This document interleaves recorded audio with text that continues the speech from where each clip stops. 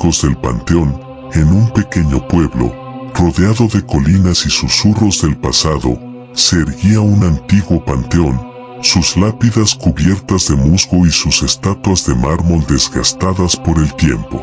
Era un lugar donde los vivos evitaban ir al caer la noche, pues se decía que el eco de las almas atrapadas resonaba entre los árboles y las tumbas.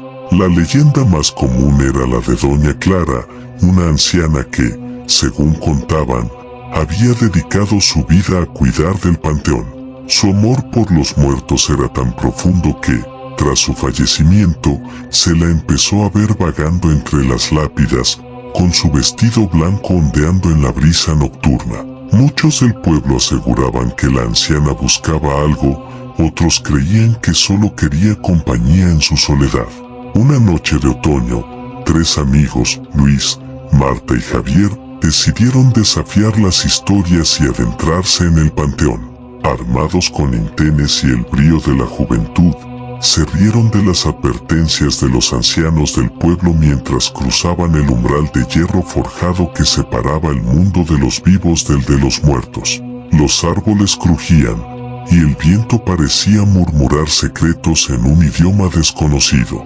Al principio, todo fue risas y chanzas, pero a medida que la oscuridad se hacía más densa, un escalofrío recorrió la espalda de Marta. Tal vez deberíamos irnos, sugirió con voz temblorosa. Luis, envalentonado, solo se burló. ¿Tienes miedo? Solo son historias para asustar a los niños.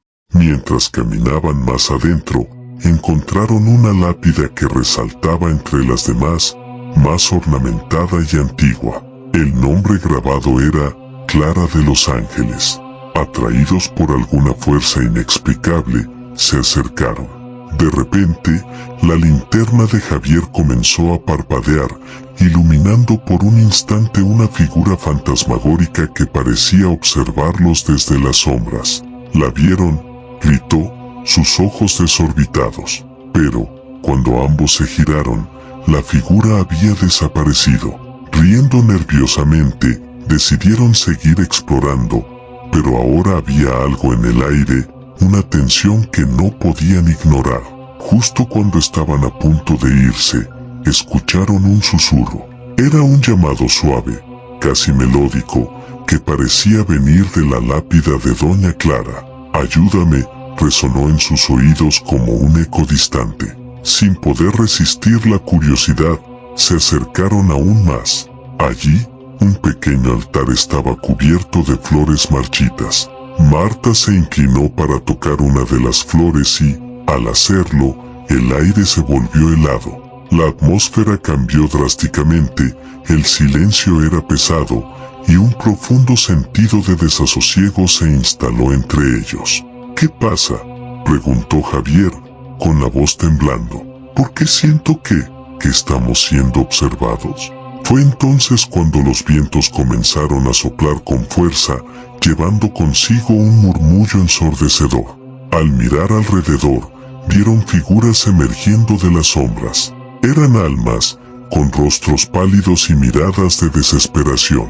El panteón había cobrado vida, y las almas, atrapadas entre el mundo de los vivos y los muertos, los rodeaban, sus labios moviéndose en silencio, como si quisieran comunicar algo urgente. Luis, aterrorizado, gritó que debían irse, pero las almas los dejaron paralizados, incapaces de mover un músculo. Las figuras comenzaron a acercarse, y Marta recordó las historias de Doña Clara. La anciana debe estar tratando de advertirnos, murmuró. En ese instante, la figura de Clara apareció frente a ellos, su rostro lleno de tristeza.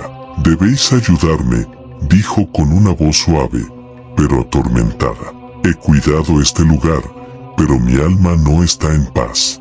Debo encontrar la tranquilidad que nunca tuve. Donde mi cuerpo descansa, hay algo que pertenece a los muertos, algo que robé para salvarme del olvido. Debéis devolverlo, o quedaréis atrapados aquí para siempre». Luis, Marta y Javier se miraron, comprendiendo que su única opción era ayudar a la anciana. La figura de Clara los guió hasta una tumba olvidada en el fondo del panteón.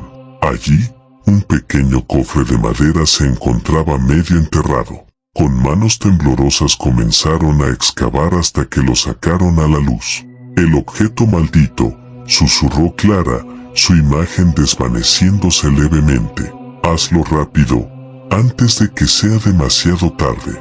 Con manos temblorosas, Javier abrió el cofre. Dentro había un antiguo medallón que brillaba con una luz tenue. Tan pronto como lo sacaron, una ráfaga de viento helado golpeó el panteón, y las almas comenzaron a gritar en un eco de agonía. «Devuélvelo», ordenó Clara, ahora más fuerte, mientras las figuras luchaban para acercarse a ellos.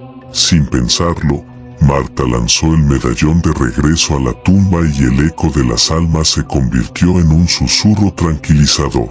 Las figuras comenzaron a desvanecerse y Clara sonrió por primera vez. «Gracias», dijo ella, su voz ahora impregnada de paz. «He encontrado la redención. Recordad siempre mi historia y no os acerquéis a lo que no comprendéis». Con el último susurro, Clara desapareció por completo, y con ella, el panteón volvió a la calma.